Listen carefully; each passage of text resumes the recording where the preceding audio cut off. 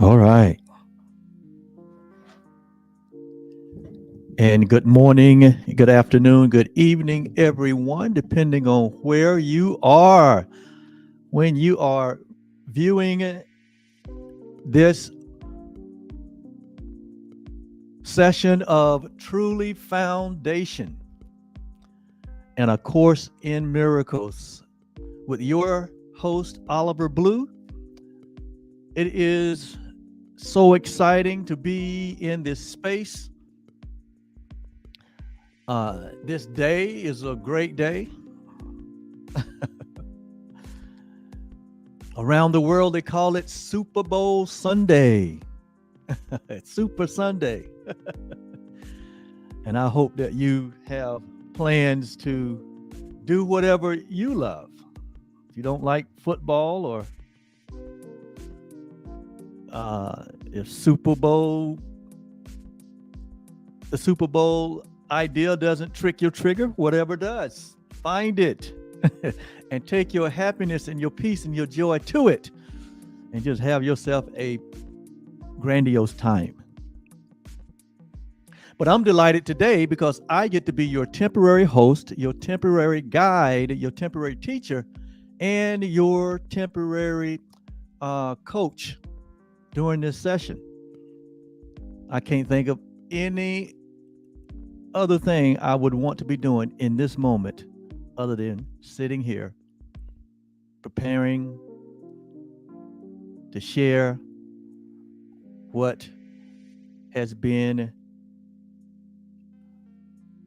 scheduled for today's session, which is Workbook Lesson 291 out of A Course in Miracles. That is what we're going to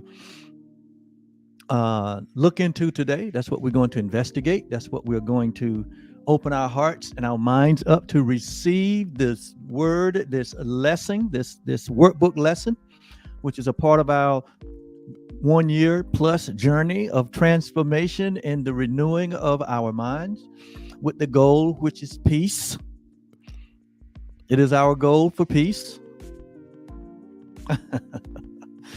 And we have learned that really it is everybody's goal. Everyone's looking for peace, not P-I-E-C-E, peace, not P-I-E-C-E, but looking for peace, P-E-A-C-E.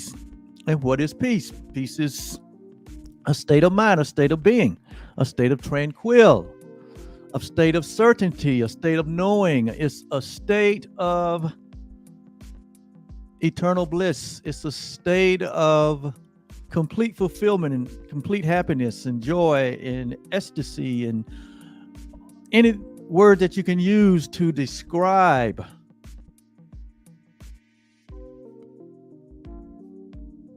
we use the big all-encompassing word to describe what real love is.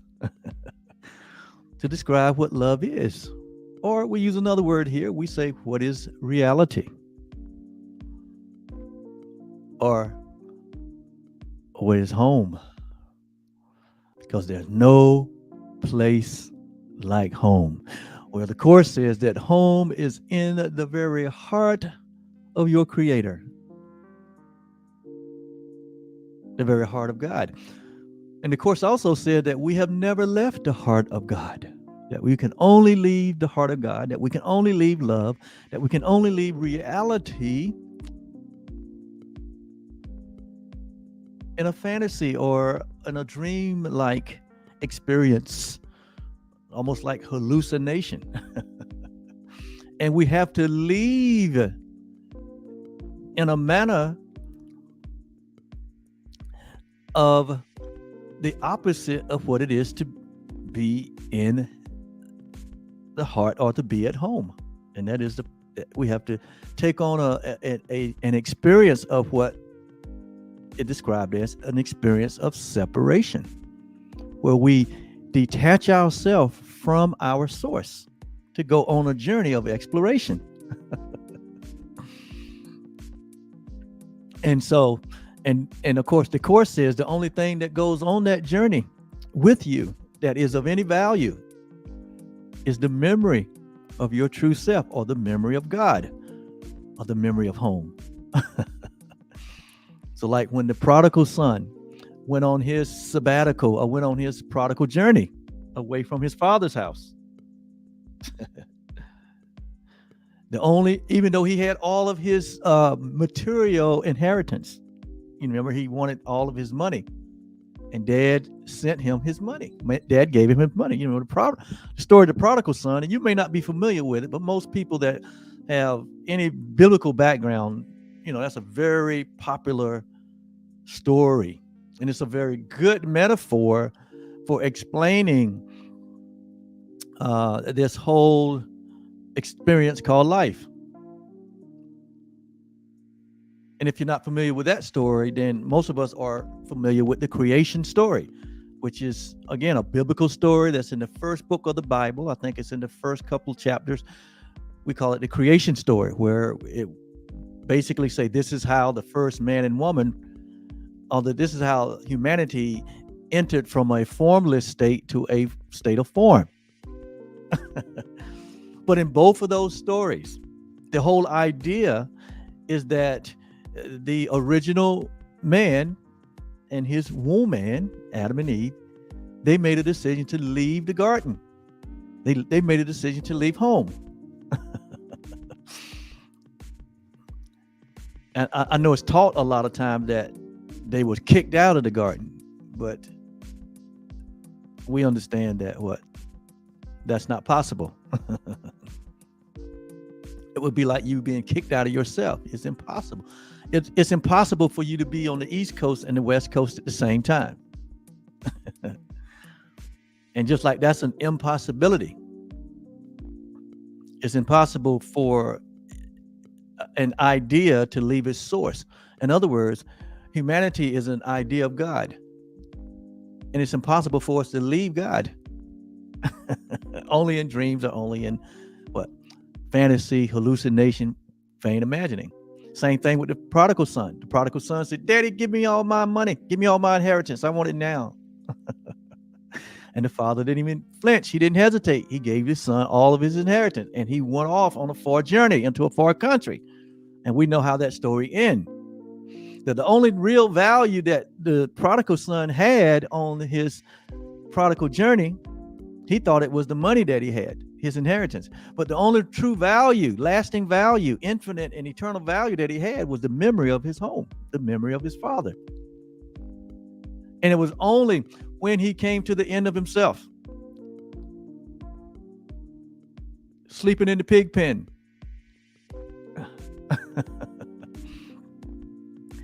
had been become a victim of his own dream of separation,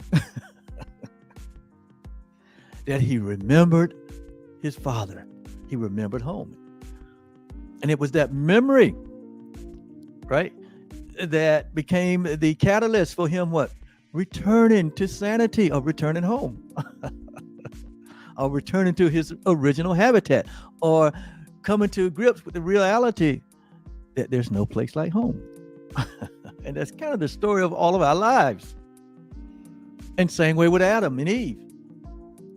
They were in the place called Eden, which represented the holy home, the complete, everything given, everything lovely place where they had no needs.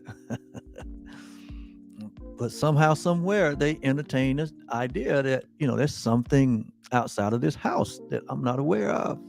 God is holding back something from us. He even told us, don't do this, because if you do this. So he was holding something back. Well, God wasn't holding anything back. God had given them everything in creation.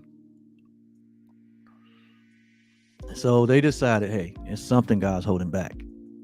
There's something outside of the garden here that God's not showing all of his hand. And so they ate the idea of separation. They ate the idea that God was not being honest and forthwith and truthful. And they ended up getting into a place of fear. They said they was in fear. They say that they were naked. They say they was no longer God's creation. And they packed their bags and they left. And we know the history of that.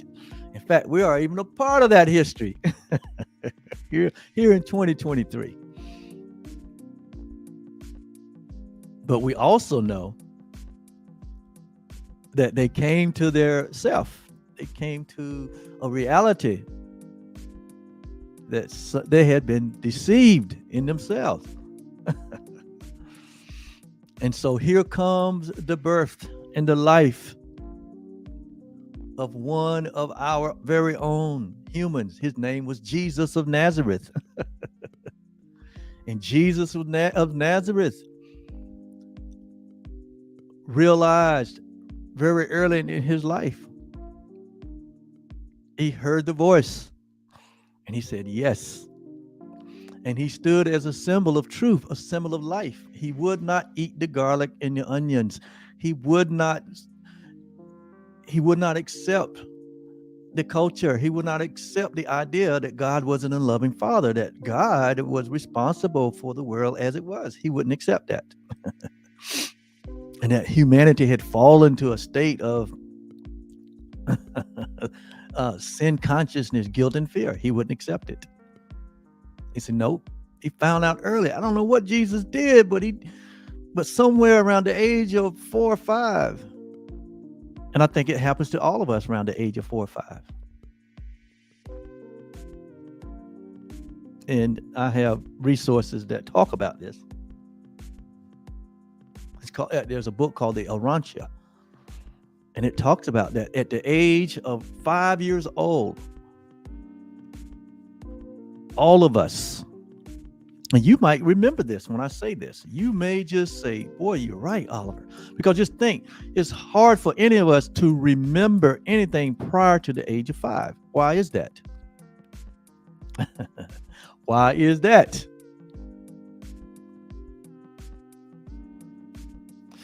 But it was from the age of birth to the age of 5 that we were like this wide open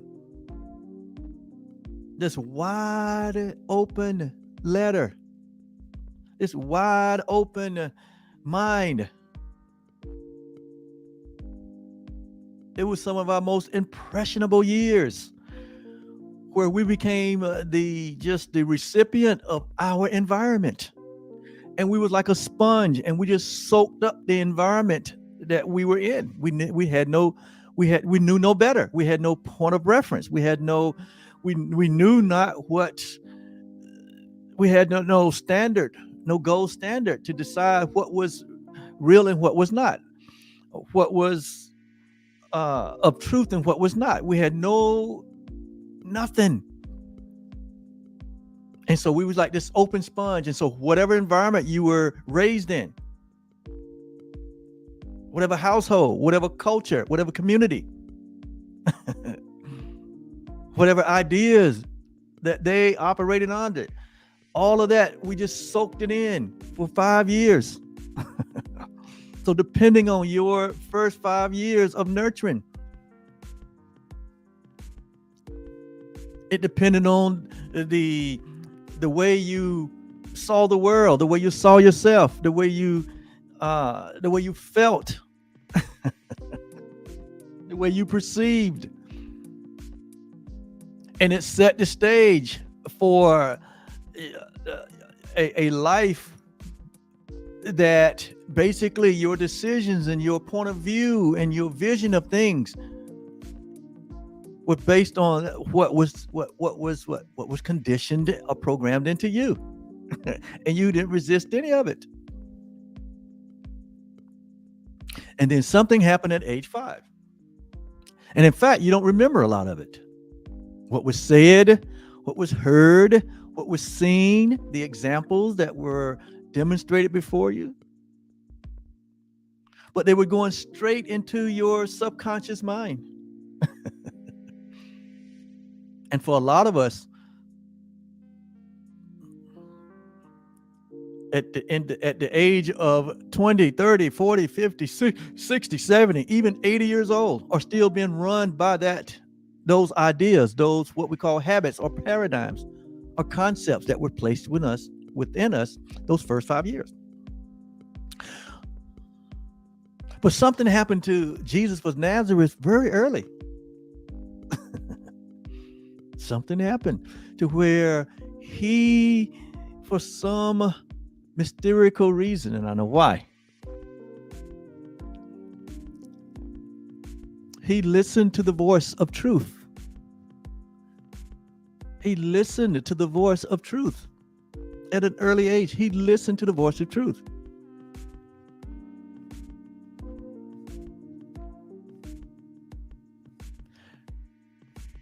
And before he could get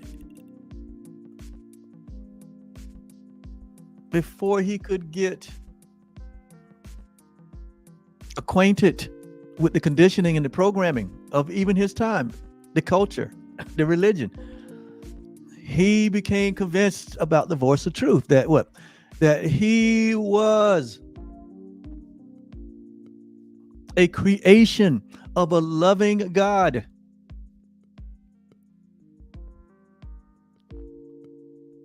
That he was the creation of a loving God. And that God was love and God was light. And in him, in God, there was no darkness at all. But he found himself in a world that was filled with the dark idea that God had separated himself from man, or man had separated himself from God. And that God was to be feared, that God was an unloving father, that God was angry, God was mad at what he created.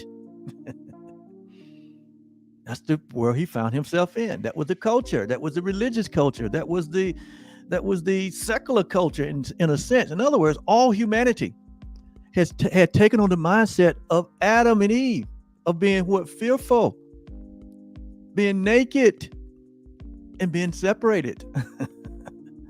But some way, somehow, the experience at age 5 that happens to all of us. The ranchers say it is the adjuster, or it's the angel or the adjuster that are assigned to us, to each that is assigned to humanity.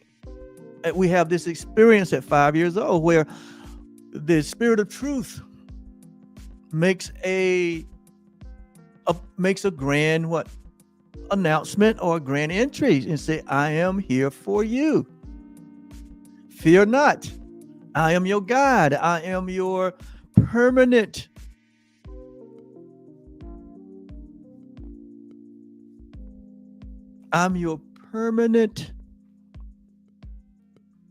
infinite, eternal guide.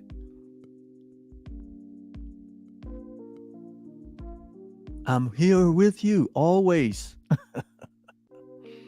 I am the voice for truth. I am the remembrance of God.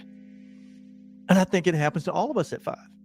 But depending on our programming and conditioning up until that point, depends on if we can hear, how we hear it, and our decision to embrace it as our own or to reject it at that age. And I can remember from my very own experience, the truth speaking to me in those moments. But because I was conditioned and programmed from a state of fear, from a state of separation, from a state of darkness, I personally can say I rejected that purity and that wholeness and completeness, that voice that spoke to me. And in those early years, I rejected it. I was afraid of it. Why? Because fear had become a part of my mind. Rejection and all the other experiences that one can have as a child. Negative words spoken. You guys know. Bad examples. Ideas of loss and poverty, and ideas of lack And the biggest idea is that of separation. And it showed up in a child's life early. It's fear of certain things. Like, a lot of kids they fear dark, they fear the dark. They want the lights on. See, that's just an indicator that their first 5 years of experience, they were not taught the loveliness that they are. And so I think it happens to all of us. But Jesus was the first one that said yes completely and discounted everything else. And from that point on in his life, he refused to accept the fact. He refused to accept even his own religion. That gave the indication that God wasn't a loving, unloving father. And that God was responsible for the destruction, the history of mankind. He wasn't. Mankind was responsible for his own undoing. And that was passed down generation to generation. And so Adam came to himself for the first time when Jesus perfectly fulfilled his true self. When he perfectly fulfilled his role and his purpose, he purposely embraced the reality of being one with God like no other human had ever experienced. He rejected every other idea. He knew who he was. And he did not back down. He said, God is my father. And I am his son. And whom God is well pleased.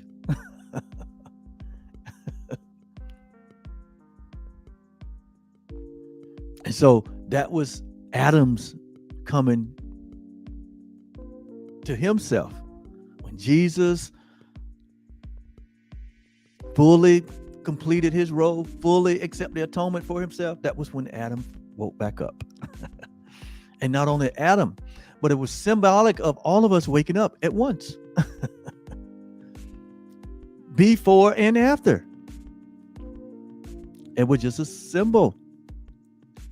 His life was a symbol. His life was a symbol of correction.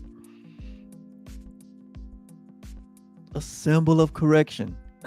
The correcting of the mind. It was a symbol of transformation of the mind. It was a symbol of renewal, of renewing the mind. That's what his life represented. Remember, everything in form is a symbol. And tries to be moved from the truth. But that symbol was so powerful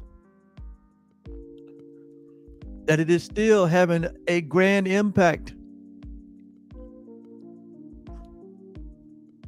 in the lives of all humanity.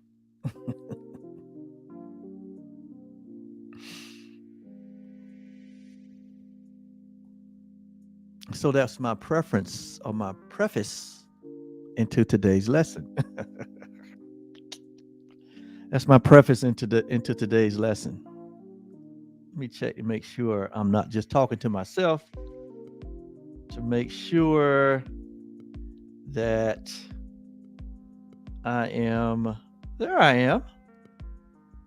There I am. I'm on. All right. These are the things you have to do on the backside to make sure you're good on the front side. All right. Okay. So today's lesson, 291 out of A Course in Miracles. Today's idea says that this is a day. This is a day of stillness and of peace. Right? We say this is the day of the Super Bowl. And it is. And I'm happy about that. I'm going to watch the Super Bowl. I don't have any skin in the game, but, I like football. I'm a sports fan. And so uh but if you don't, whatever makes you happy. No, whatever you want to bring your happiness and peace to, because nothing really makes us happy. We just decide, we come to a realization that our nature is happiness, and we decide to share our happiness with whatever we're doing. That's how it has never worked. You've never been able to sustain what we call a state of happiness when you take the approach that the happiness is in the thing or in the event or the activity. No, you experience some momentary moments of joy, but true happiness comes from the knowing of ourself, that it is a part of our nature. Peace is a part of your nature.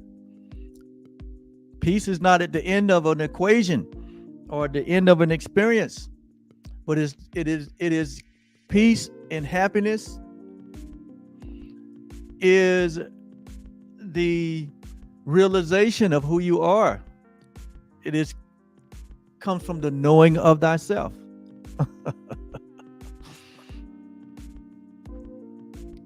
And so today we're talking about, today is a day of peace and a day of stillness. Wow.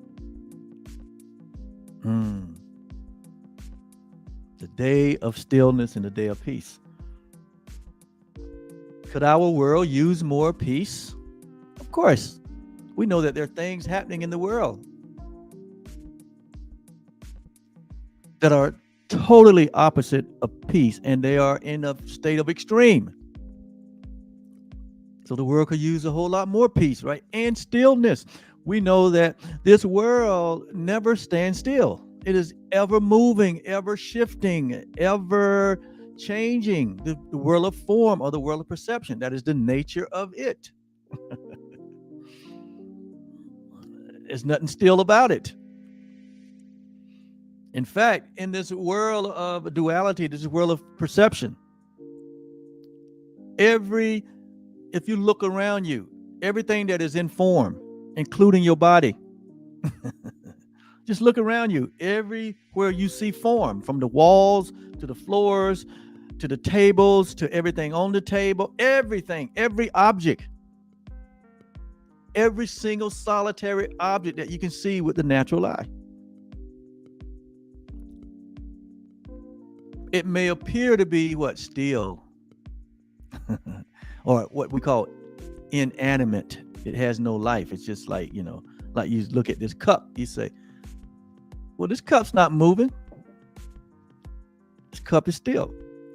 But in reality, everything in form is in motion. Everything in form, it is in motion. It is moving. It is vibrating. It's just vibrating at such a high level that that we don't see it with the natural eye, but it is. Everything in this world moves. Nothing is still.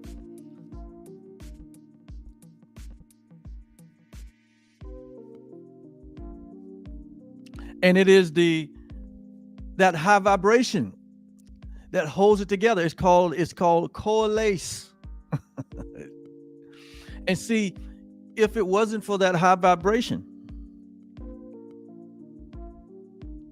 and that high vibration really is the source of all things. We've taken the power of source, the power of God, to make the things in this world.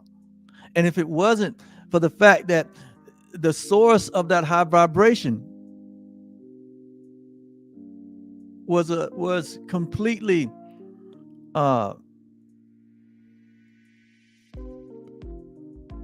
stable, and you could count on it. Like reality, you could count on it. If it wasn't the fact that you could count on the source, that which appears to be in form would just fall apart. Everything. So even in the dream world, it is the power of the one reality, the power of love, the power of God that holds all things together. If it wasn't for the power of love, if it wasn't for the power of God, all things would go into a state of oblivion, meaning what? There would be no knowledge or no memory or no nothing, not even of you. But there's one thing that holds it all together. And it's the only reality that there is. And we try to find words to describe it. The general word is God. And here we're learning that God is love, and we learn it other places. So we say God, love, reality, the source, the ultimate. We just run out of ways to use finite words to describe something that is infinite. We just come to the conclusion, just say, well, it just is. That's what the Course said. It merely is. There is no word to adequately describe anything. There's no words to adequately describe you or anything. Words are twice removed from the truth, but we have to have them in this duality, in this perceptual world. We just have to have them to communicate. So today is a day of stillness and a day of peace.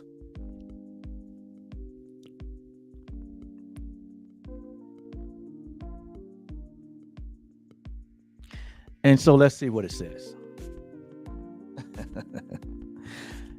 It says Christ vision. Christ vision. And we've heard this term before, Christ vision. What is Christ vision? It is the reality of our oneness with God, and that there's only the one. And we see through the reality of that oneness, not only ourselves, but everything. That's Christ's vision, that there is no separation, there is no division, there is no loss or lack or death or birth or any of these things. The only reality is that God is, and there is nothing else. That is Christ's vision. And when you look through the lens of that, you see that is all that you see. That's why we just finished this two lessons on the real world. That's what we're talking about. The reality. When we see through the lens of reality, we only see what reality is. We only see what the nature of reality is. And it says that reality is our true identity, our true oneness with God and with all living things. So that's Christ's vision. To have Christ's vision is to see through the eyes of oneness, not through the natural lens of duality. Christ's vision is to see through the eyes of love, that there's only love. To look through the natural eye, we see what? There's a whole lot that seem to be going on other than love. We see all the opposites of love. We see all the opposites of oneness when we only see through the eyes of what we call the belief in separation. When we look through the eyes of our false self, we see a false world, and then on and on and on and on. So Christ's vision looks through me today. So we're making a declaration that today we're looking through Christ's vision, or the mind of Christ. And we all have the mind of Christ. All of us. Everyone. But we're either that mind is being suppressed or covered or veiled, or that mind is the mind from which we look through. Either we have said yes to the mind of God, the mind of Christ, and we're perceiving, we're living through that place of love, or we have rejected that and have held to the conditioning and the programming that we received, like we said earlier, even as a child.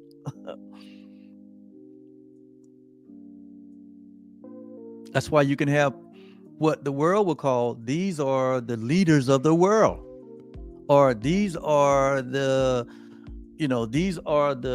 think tanks of the world. These are the leaders of the country. So we think that these are the enlightened people. These are the people that knows what's best. And it's these same people that are instructing the suppression, the killing, the destroying.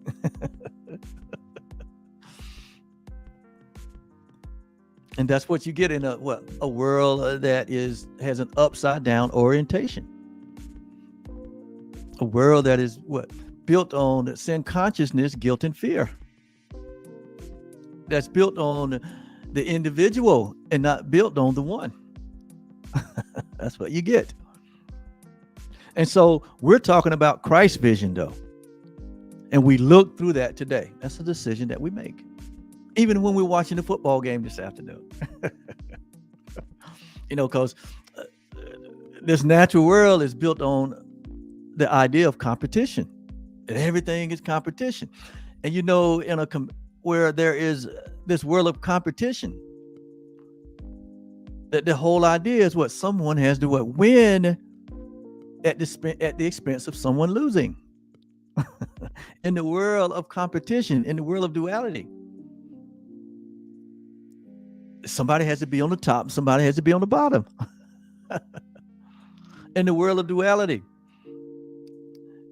it is kill, like the Course says, it is kill or be killed.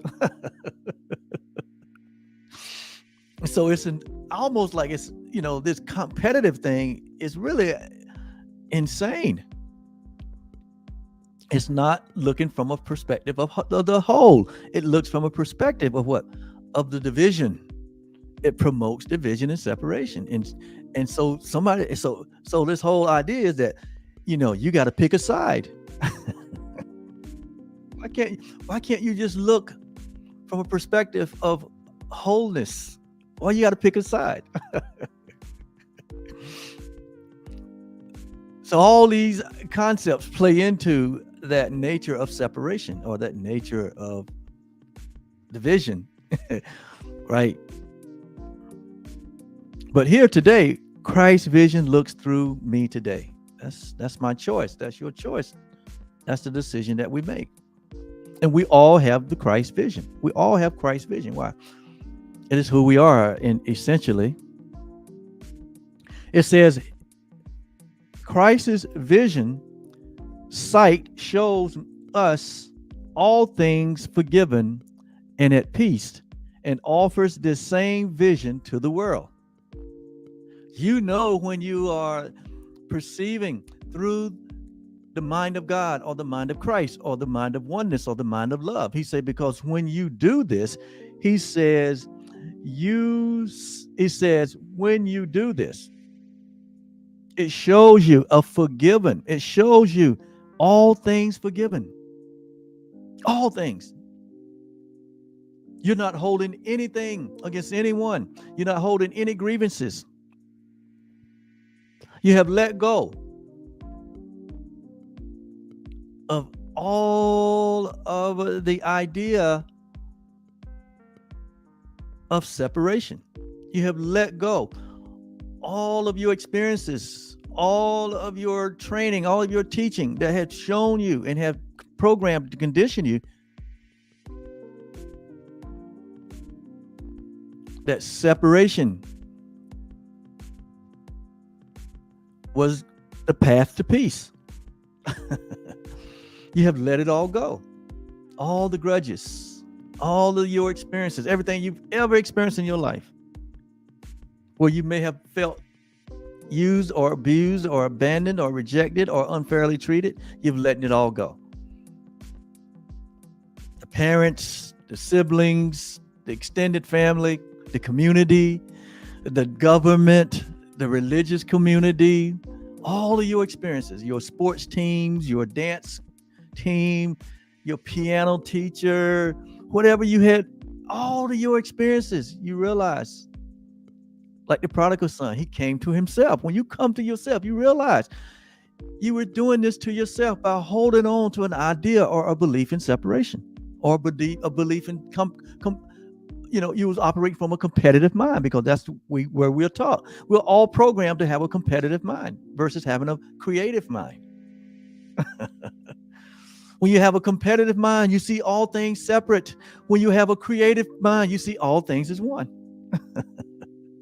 And so here it says that Christ's vision is this creative mind, whereby it shows all things forgiven.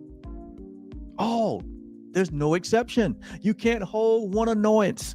You can't hold one incident, not one. Because if you hold one, you're holding them all.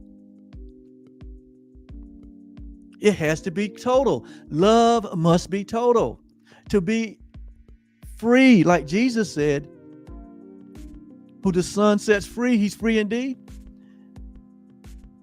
is to know your true self and not to hold anything and no judgments. You said, wow, Oliver, that's impossible in this world. No, it's not. And it can be done in an instant. If you really want peace, and a lot of us say, we want the peace of God. You can say it 1,000,000 times, but to mean it is something totally different. Because to mean it is to say that I'm willing to let go of all of these experiences. I'm willing to let go of this mind and this programming and this conditioning that someone else laid upon me. This idea of a false self, this idea of a limited self, this idea of a personal self, this idea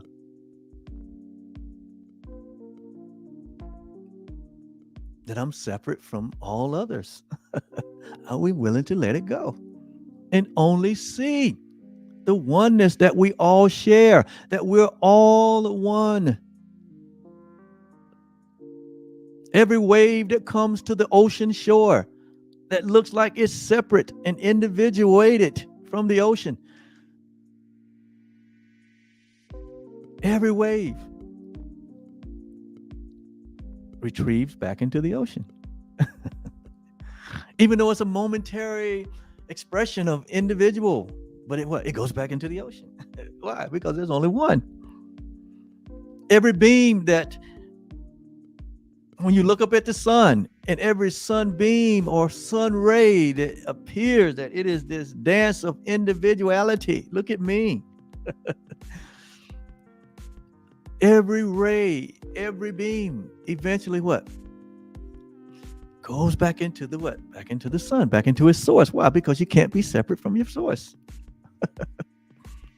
Those are just metaphors to say that humanity and what God created. And God didn't create humanity as bodies, right? As limited bodies to be born and to die. No, that's what the Son of Man is. That's what we got from our parents. But what God created before there was any form and before there was any formation in your mother's womb, God created his very own self. He extended his very own self, and he called his very own self his creation, you and me, the I am. That is the you that we're talking about. That is the you, like we say here in Truly Foundation. It is the real you that loves you. It is the real you that is God. It's the real you that is love only. It is the real you that is this concept of Christ, that all things are the one thing. That's what the word Christ means. All things are, like Paul said, God was in Jesus, reconciling the whole world back into himself. That the whole world that had gone on a journey, a prodigal, gone on a journey to a foreign country, gone on a dream-like experience of seeing themselves as separate and individual, finite beings in a finite world. God said the dream ended. Jesus was a symbol that the dream is over. That all things are the one thing. All things have been reconciled. That we're all back home where God would have us be, in the oneness that we share. And that in reality, we were on a journey without a distance. We never went anywhere. We just dreamed of separation. We just dreamed of being individuated. We just dreamed of not knowing who we are. We just dreamed of living in a competitive world. But when you wake up from the dream, you have Christ's vision. And when you have Christ's vision, it will show you all things forgiven and at peace, and offer this same vision to a world. And world basically is a false idea about our identity. So it's all of this. It's about your identity. Look around you in the room that you're in. All of this stuff is to serve your awakening to your true identity. All of it. God is using all of it to wake us up. All of your relationships, all of your desires and aspirations and visions and dreams and goals, God's using it all to wake you up. No matter what you're doing or who you're doing it with or how you're doing it, doesn't matter. Those are just the pleasures forevermore, but they're not pleasures if you're seeing them through the eyes of separation. They only become pleasures when you see them through the eyes of Christ.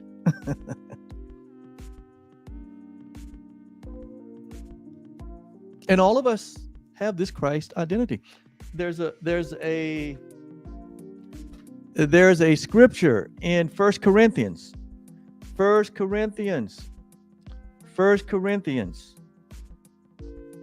You know, I like to use the Bible sometimes because I know a lot of people follow me.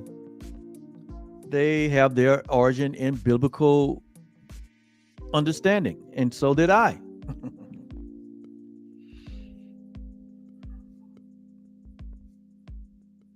So I want to bring this point home.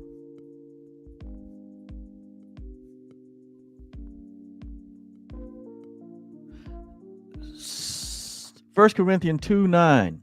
But as it is written, eyes hath not seen, nor ears heard, neither has entered into the heart of humanity the things which God has prepared for them that love, that come to understand the love. But God hath revealed them unto us. Unto us who? He's revealed them unto all of us. But it is the revelation of our oneness and our embracing of that revelation when we say yes to the truth. And it's not revealed to us by this world, but it's revealed to us by his oneness, by his spirit. For the spirit searches all things, yea, the deep things of God. So the deep things of God are searched and they can be known. Everything that God is can be known. Why is that? Because you are what? You are of the same nature that God is. You're not a body identity. You're not a body self. You are a invisible, eternal self, just like God. Here they use the term spirit. And so he says, yea, the deep things of God can be searched, they can be known, they can be investigated. And the reason that is why? Because it's self-awareness. You come to know you. That's the way you come to know yourself. You can come to know your true self because you are self-aware. He says, for what man knoweth the things of a man except the spirit of that man?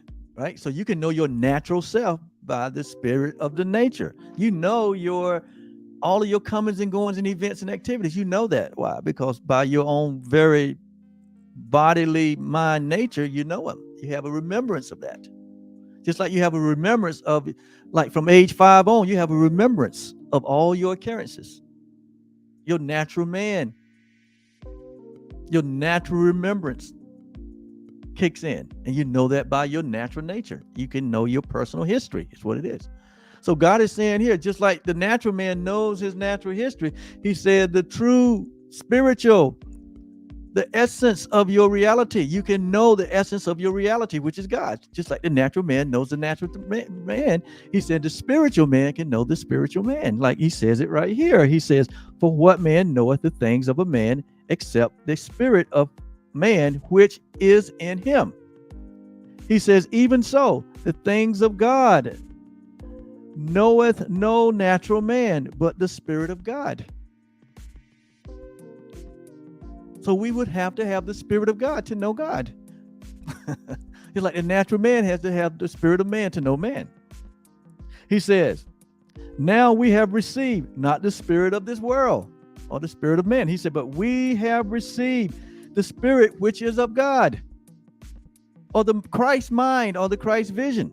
He said, we have received this, that we might know the things that are freely given unto us by God. That's how we're here talking about.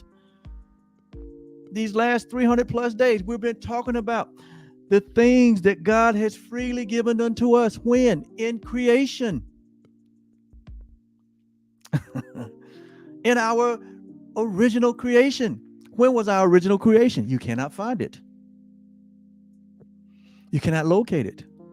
Because we are infinite, meaning we're birthless and deathless. It's beyond what we experience in the natural. He say, which things also we speak, not in the words which man's wisdom teacheth, but which the Holy Spirit or the Holy Ghost teaches, comparing what? Spiritual things to spiritual. But the natural man receiveth not the things of the Spirit of God. You get this? Your natural self cannot know the things of God. The natural man, the self that was born of a woman, it cannot know it said it cannot know the things of the Spirit of God. It cannot know the things that was related to that which God created before you was formed in your mother's womb. Your real you, the true self. He says, for they are foolishness unto him. To say that all things are one thing, that's foolishness to the natural man. Why? Because he's looking around and seeing 10,000 things. So what do you mean, Oliver, it's only one thing? What do you mean there's only one of us? What do you mean that we all share the same being, the same life, and the same reality? What do you mean? No, we're these individual selves. Can't you see it? You're there, I'm here. See, that's the natural man. The natural man said, no, we fail. God rejected us and we fail and we cannot know God. God is in one place and we're in another. We're separate. That's the natural man. Yeah, Oliver, you live in a world where there's sickness and disease and poverty and lack and scarcity and killing and death and war and fighting and earthquakes and all these things. Oliver, this is the real world. See, that's the natural man. He cannot know the things of God. Why? Because they have spiritually discerned. He's using his natural nature. He's using his finite nature to try to what? Know an infinite self. And it's impossible. But what is within all of us? What came with all of us into this perceptual world is the memory of God. The Spirit of God. It's in all of us. And once we make a decision to what? To let it be, to allow the covering to be lifted, then we can begin to compare spiritual things to spiritual things. We're now operating from a place of love. We're coming from our true nature as oneness, as infinite, as impersonal. Not the personal false self that we think we are, but we're coming from a self that God created, which is his very own self. Now we can compare notes. We can compare notes. We can know thyself, because to know God is to know yourself, and to know yourself is to know God, because you and God are the same self. It's not a different self. Now you're comparing what? Spiritual things to spiritual. Now you have transcended form and time and space and limitation. Now you have transcended all of the ephemeral, the temporary. You are operating now in the real deal. And that's what Jesus understood. That's what Jesus operated in. He transcended sickness and disease and pain and suffering and insanity. And so when he showed up in the face of it,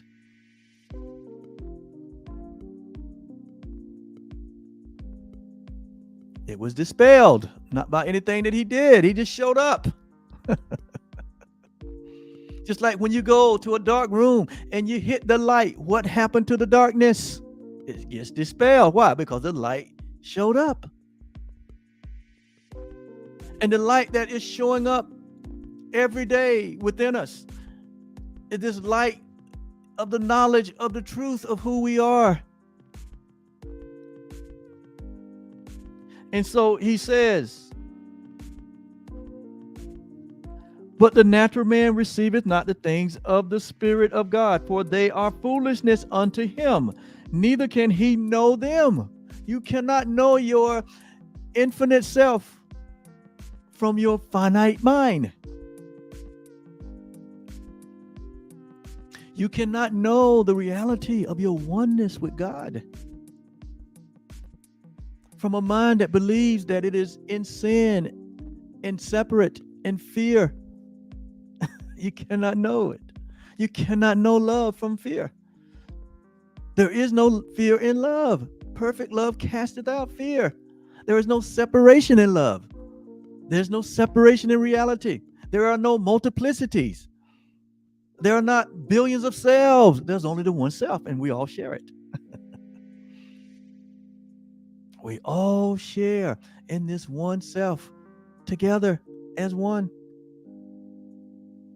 And so you would have to what? Tap into your what? Your spiritual nature, your true nature, your oneness, in order to now to compare notes. Everything becomes transparent now to you. When you wake up and you start to look through Christ's vision, everything in this world becomes transparent. Why? Because you are now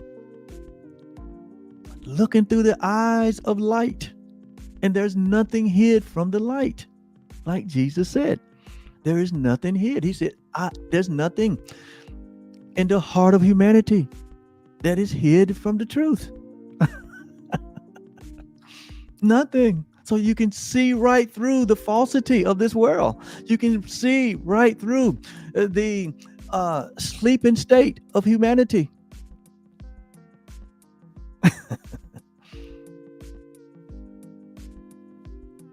Let me finish this. He said, neither can you know them, because they are spiritually discerned or understood. They are understood through Christ's vision only. Reality is only understood through oneness. You cannot see white snow. You cannot see that you are white as snow when you're looking through the lens. If you're looking through orange tinted lens, you can't see white snow through orange tinted lens. You can't see the fact that you are pure and that you are whole and that you are sinless and guiltless and that you are infinite and impersonal and self-aware. You cannot see that through the lens, through the filters of the belief in separation, through the belief in your nationality, through the belief in your race, your gender, your body birth. It does not come through the body birth. It comes through the mind of Christ or the mind of God. Which mind you have? It's getting ready to tell us that. You have the mind of God. It says, but he that is spiritual judges everything, meaning that he that is spiritual sees everything. We see it for what it is. When you're looking through the Christ mind, when you're looking through the mind of God, you see only love, because love is all there is. And so the judgment is a judgment of love.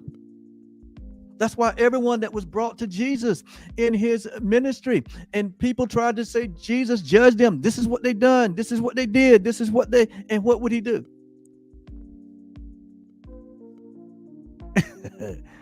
He said, hey, I forgive them. No matter what they did.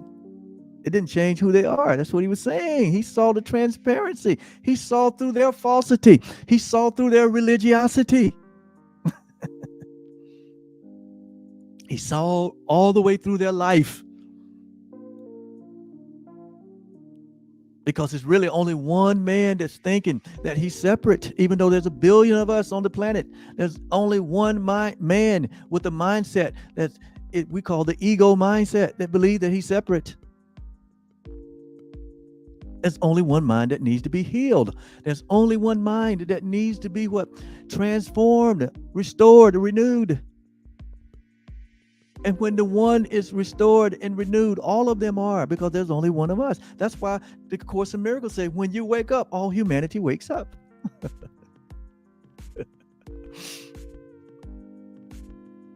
When you wake up to your true self, everyone is awake. Why? Because you're only seeing through the eyes of love now. Doesn't matter what they look like. Don't matter what their story is. It doesn't matter what they're what they're holding on to. It doesn't matter what the condition of the body, the condition of their situation. It does not matter. You see them for who they are, as your very own self. And so the entire world is forgiven. The entire world has awakened to you. And now that you are awake, you become the light of the world. Like Jesus said, we are the light of the world. Not the natural man, but the man of the spirit, the man of, like he said, the son of, not the son of man, but the son of God, the creation of God. The creation of man only gives you death. What your mom and dad gave you will eventually what? Decay and cease to be. They didn't give you life. God is the only one that is the author of life. So what God gave us in creation is life, eternal life, his very own life. So where is our allegiance? Where is our honor? Our honor is to be to God only.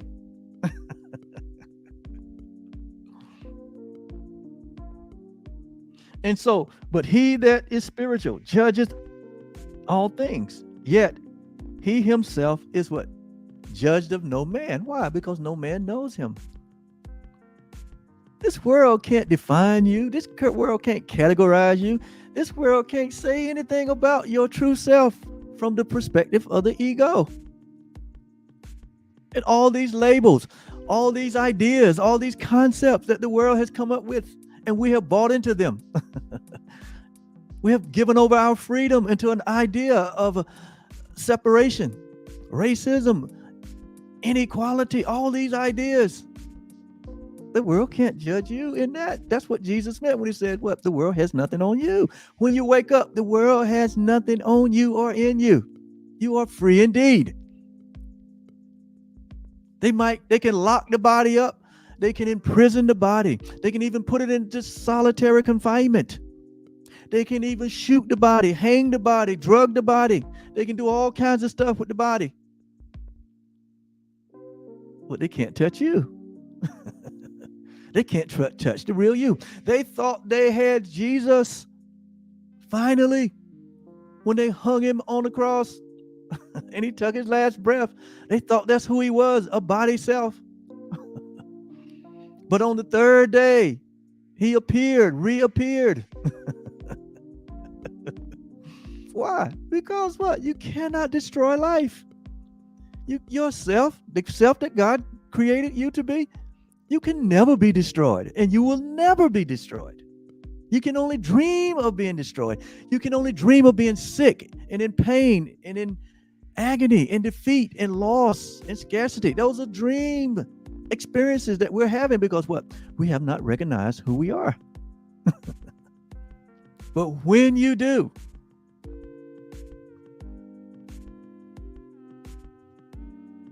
You're looking through the eyes of transparency. Everything becomes transparent to you. Why? That's Christ's vision. Nothing is solid. The only thing that is solid is love.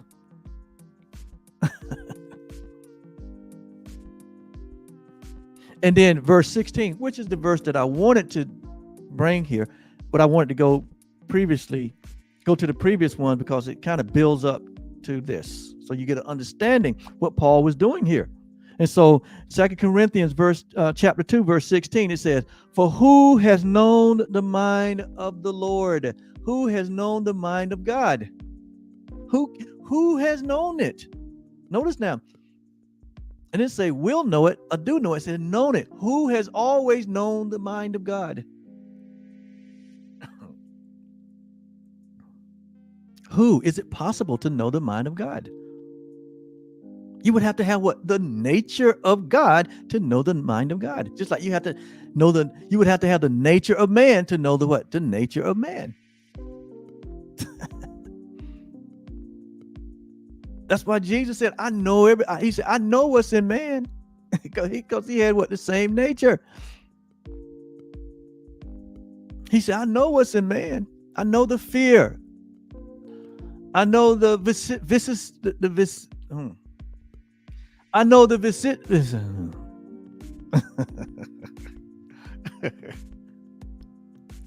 I know the experiences, the vicissitudes. That's the word I was trying to say. I know what man goes through in his natural state. It's frightening. It's terror. It's fearful. It's downright competitive. It's wars and fightings and earthquakes and all of that stuff, right? He said, I know that. It's fearful. It's terrible. He said, but the Son of Man is temporary. He said, but the Son of God is eternal. He said, the Son of God transcends all of that. It's not a reality. None of it's real. He says, for whom have known the mind of the Lord, that he may instruct him? It's a rhetorical question. Who have known the mind of God, that he may instruct him? There's nothing that transcends the mind of God. So what he's saying is only God knows the mind of God. Only the Spirit of God knows the mind of God. Only the nature of God knows the nature of God. I don't know the nature of a squirrel because I'm not a squirrel. I know the nature of a human because I experience a human nature. But can I know the mind of God? Yes. Why? Here it says, but we have the mind of Christ. But we have the mind of Christ. So we have God's nature. We have God's mind. So we can know the things of God. The things that were freely given to us by God in creation.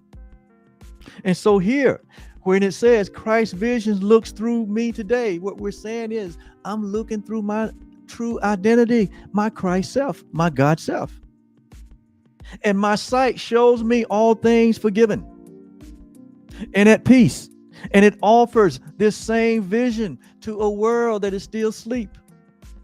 He said, and I accept this vision in its name, in its nature. What is the nature? In the nature of God. I accept this vision. You accept the Christ vision because you are the Christ. You are of the nature of Christ, which means oneness. You are of the nature of God.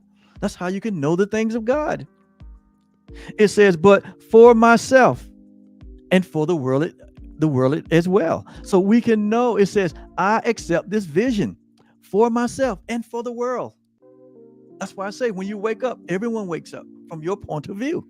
You're no longer seeing an unforgiving world. You see a forgiving world. You're no longer seeing 80 billion people walking as separate, but you see them as one.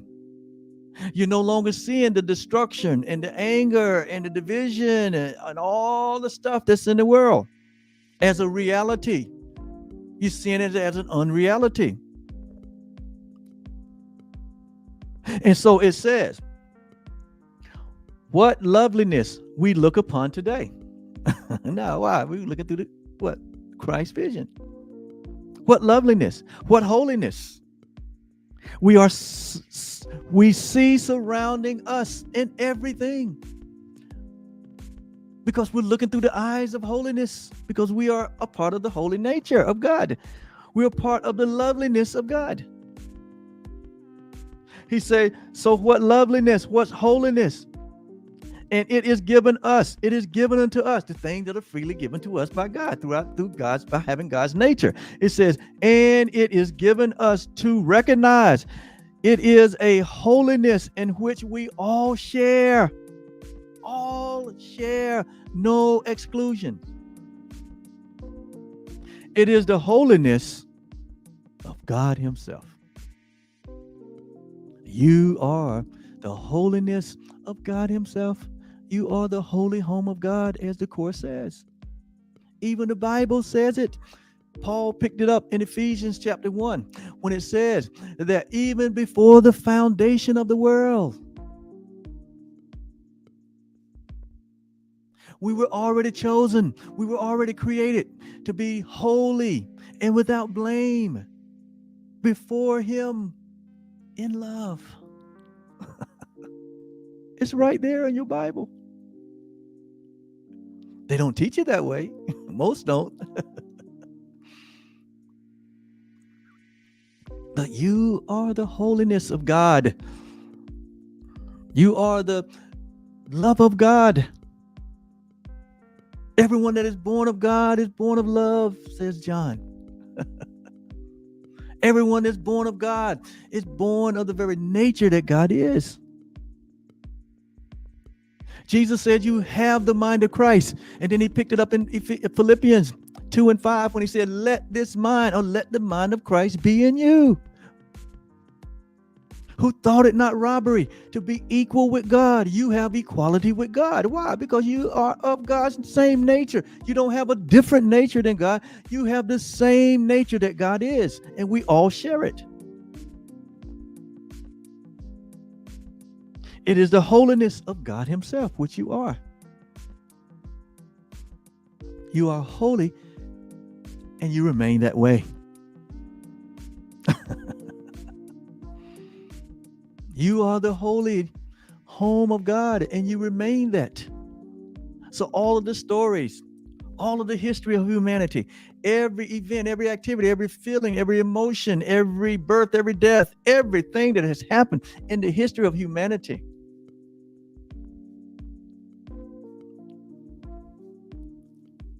everything, every tragedy, every victory, every record that was broken, every record that was set, all of humanity's activity, all of it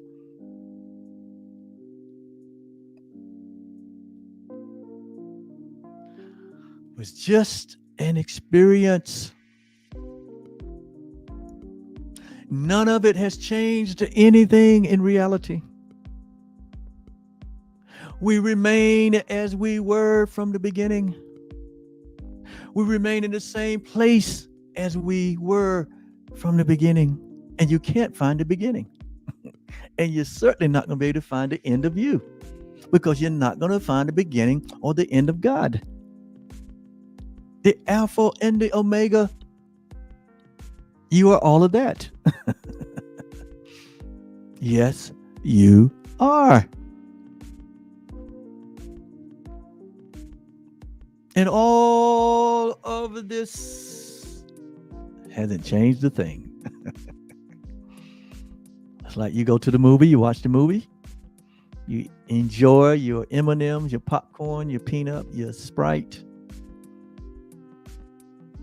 You know you're watching a movie. And then when the movie's up, guess what?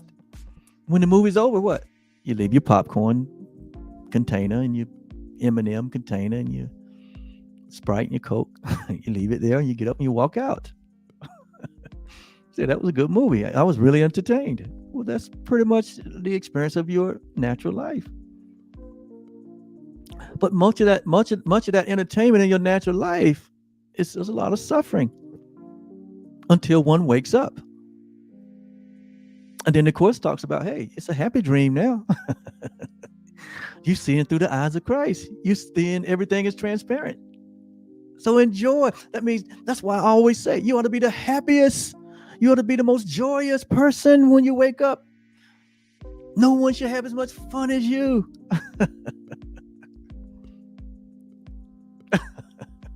Because you see everything for what it really is. It really is love. So, to summarize today's lesson, this is a day of stillness and peace. Now you see, right? When you look through those unfiltered, we're not looking through the orange tinted filters anymore. We're looking there's no filter. The filter has been removed. And so all we see is without spot or wrinkle. All we see is this beautiful white. Because we're no longer tinted our view with an ego belief in separation. But now we're seeing through the mind of God, the eyes of God. Now we're comparing love to love. Now we're comparing God to his creation. And so in conclusion, this day, my mind is quiet. Now you see where the quiet mind comes from. It don't matter what the raucous shrieking that may be going on around you, or the drama or the trauma. It doesn't matter. You know, it is nothing. It doesn't matter of the big bang or the big boom or the big news. No matter what comes your way during your day, you stand in a place of quietness. The mind is quiet. Here it says the mind is quiet. Which mind is quiet? The mind of Christ. The ego mind's not quiet. It's screaming at you. Hey, you need to do something. If you don't do something, da da da da da. I mean, and it starts first thing when you wake up. You have to learn to quiet the mind. And you quiet the mind. Why? You quiet the mind by what? Paying it no attention. All your focus is on what? The mind of Christ. It's a decision that you have to make every day, in every minute of the day, in every moment of the day, until the final step is made. Where God takes the final step and it is all no longer remembered.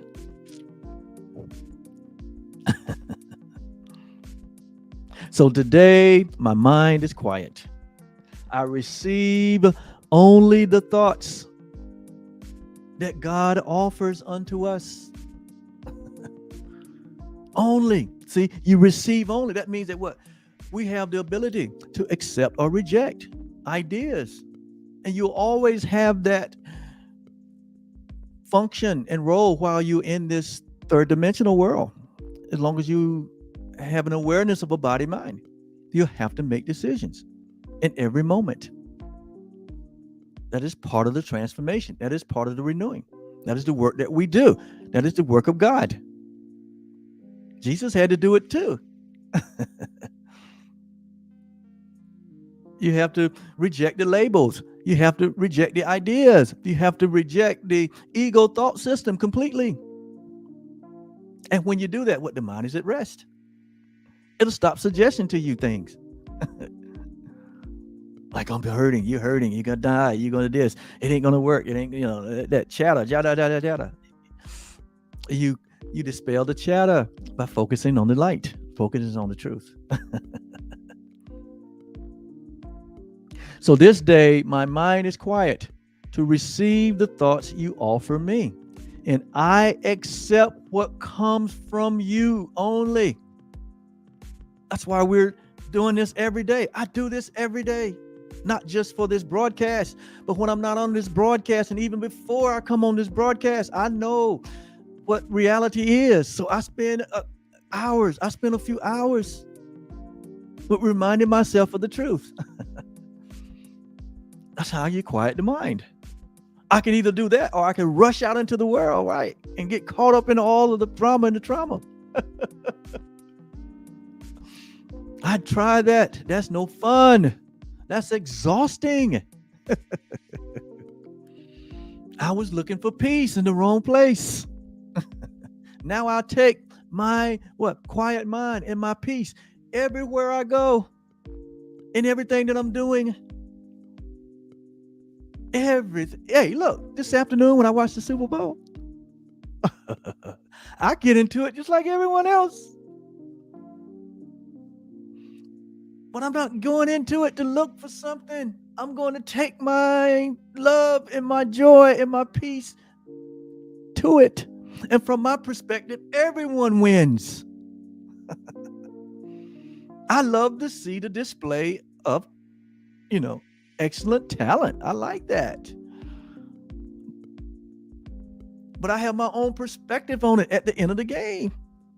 I said it was wonderful. It was great. It was grand. There is no victim and then a victimizer. No, we're all one. But in the world, they don't see it that way. He says, I do not know the way to you. It says, and I accept what comes from you instead of from myself, because what comes from my natural self, I do not know the way to you. Like we said, the natural man knoweth not the things of God. He said, but you are wholly certain. God is certain of what he's done. There's a certainty about what we're talking about here. And so he says, Father, guide your creation. Guide me. Guide your creation along the quiet path that leads to you. And the path that leads to God is our oneness. The path that leads to God is our acceptance of our nature of God, of our purity, of our wholeness, of our innocence, of our guiltlessness. He said, let my forgiveness, let my shift in perception. I saw it this way, and now I'm seeing it through Christ's vision. That's the shift. That is the miracle. It's the forgiveness. It's just letting go of what we thought we were and embracing who we really are. That's what forgiveness is. That's what transformation is. That's what the renewing of the mind is. It's the letting go of the falsity and embracing the truth that is true always, that I and my Father are one and the same. And so is all living things, and we share it all as one. That's Christ's vision. That's real seeing. Until we see that way, we're not really seeing at all.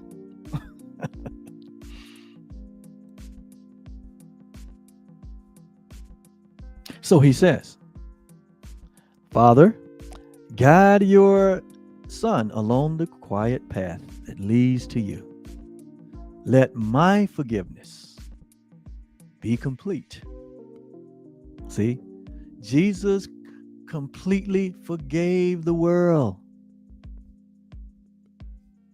That's how he entered into an eternal experience of his true self. The only door to your experience of your true self is through forgiveness. I keep saying it. In his most demonstrative moment of life, of his natural life, what did he do? When by world standard, he was unfairly treated. But he was not looking to world standard. He transcended that. For in that moment, what did he do? He said, Father, oh my God. He said, Father, I forgive them, for they know not what they do. In other words, he was saying, they don't know who they are. They don't know who I am. And they certainly don't know who you are. But they will come to know by my act of love, by my act of forgiveness. They will come to know that death is not real. They will come to know that this world is not real. They will come to know that the only thing is real is the life that we share. So, Father, unto you I commend everything. I commend my spirit. I commend everything. I commit everything unto you. In other words, he gave no credence to his earthly birth. He gave no credence to this world, this dream world of separation. He said, Father, it's meaningless, so I commend my spirit unto you. And we all have to make that same decision, and you will. It's totally up to you to when you make that decision. And you'll keep recycling and recycling and recycling and recycling till you, like the prodigal son, come to yourself and say, hey, I'm going home.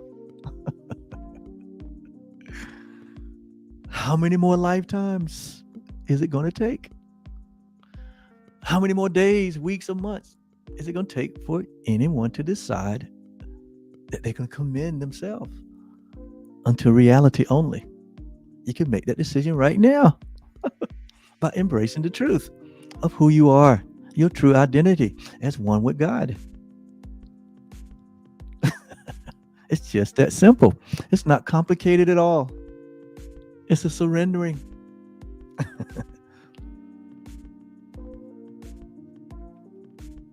And that's why we're here. That's why Truly Foundation is here.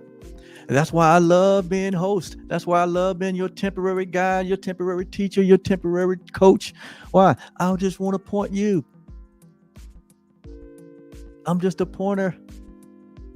I'm a symbol of that light. I want to point you to your true self, so you can immediately begin to experience the oneness that we share, the happiness and the joy and the peace that you are, the fellowship with your nature, which has been the cry of your experience from day one.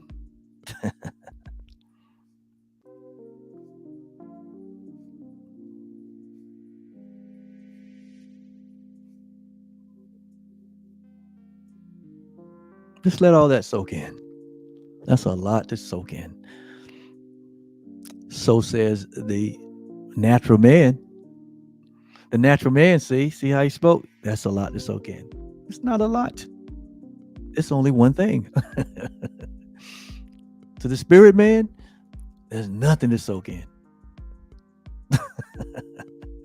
There is nothing to soak in. There's only to be. To be. Your beingness. Let my forgiveness be complete. And let the memory, let the memory of you, that is the miracle. Let the memory of your true nature, your true self, let the memory of God and your oneness with God return to me. Return to me. So the only thing that ever have to happen in your earthly experience is your return.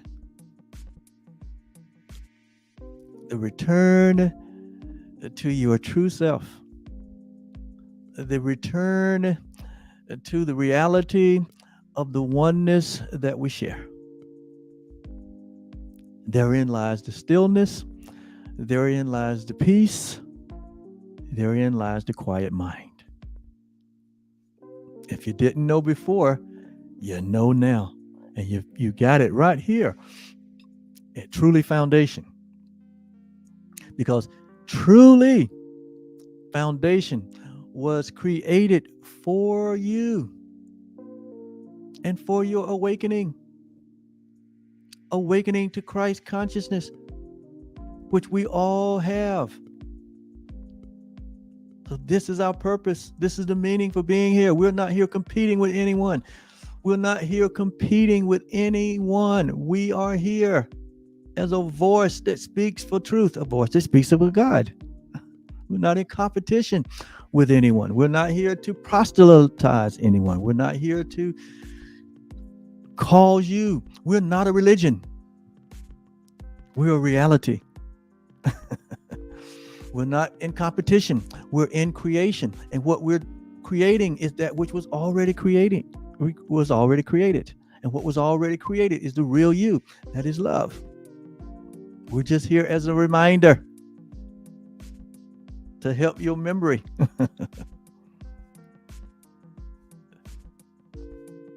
And to teach only love. Well, that is what you are. And that is a wrap for Workbook Lesson 291. This is the day of stillness, and this is the day of peace. And with that, I say peace to you. Peace to my sister. Peace to my sister, Heidi. Heidi is my sister that we are enjoying the fellowship of the oneness that we share. I mean, Heidi is all the way on the Pacific Northwest Peninsula, always on the other coast. But what? Space does not exist when we are joined as one. And Heidi and I enjoy this fellowship. And I invite you to enjoy this fellowship. I invite you to join this fellowship. We are here daily. And you can go to Truly Foundation YouTube channel. And there's over 300 lessons that started back on January 10th of 2022. And we're headed towards the finish line. We're headed towards the 365th lesson. And that will be the end of this project. But as soon as we get to the end of this project, we're going to start a new project. So we're not going nowhere. We'll be here until our work is done. And so we invite you. It's an invitation. It's an invitation of love. And so I love my sister on the West. I love all humanity just the same. But we are to fellowship. That is the proof of our oneness, that we have fellowship one with another. So come on and join and fellowship with us in this space. Thank you so much. I'm getting ready to go prepare myself. I'm going to prepare a meal for my wife and myself, a Super Bowl meal. We're going to have fun. I told you, we're going to have probably more fun watching the Super Bowl than anyone. We're going to have some food. We're going to have some drinks. We're going to laugh and enjoy just like everyone else from Christ's vision. That's what makes it so lovely. So we won't be mad and angry at the end of the episode. But we're going to be the happiest couple that we can be. And we invite you to do the same. Thank you so much. We'll see you next time. Peace. Bye-bye.